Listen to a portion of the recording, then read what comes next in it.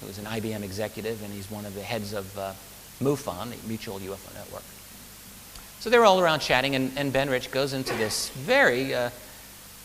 fairly suggestive series of statements. He said, yes, we have the technology to take ET home, and it won't take a lifetime to do it, presumably a lifetime to go to the stars, he said.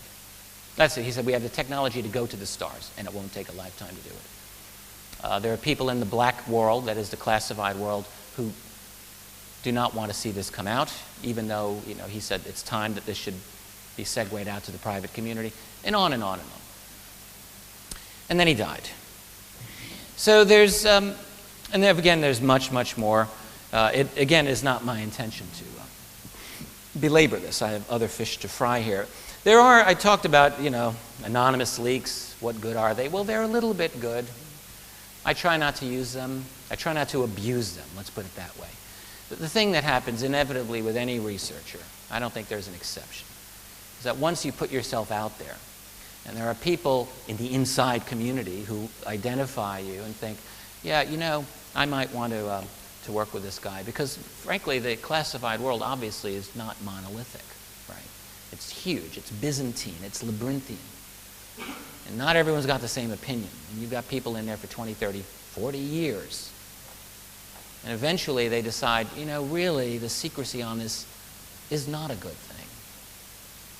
And so what do? Well, then they talk. They talk to a researcher that they identify. The problem, of course, though, is they can't give themselves up. They can't even give you enough information so that if it comes out, it gets traced back to them by their peers, right? We have to always keep these things in mind. So everything's vague. Everything's cloak and dagger. And it's very unsatisfactory from a researcher's point of view. And yet, let me just state that in several instances, in my own experience, I've become satisfied that some of the individuals coming to me were legitimate. And this is one such case.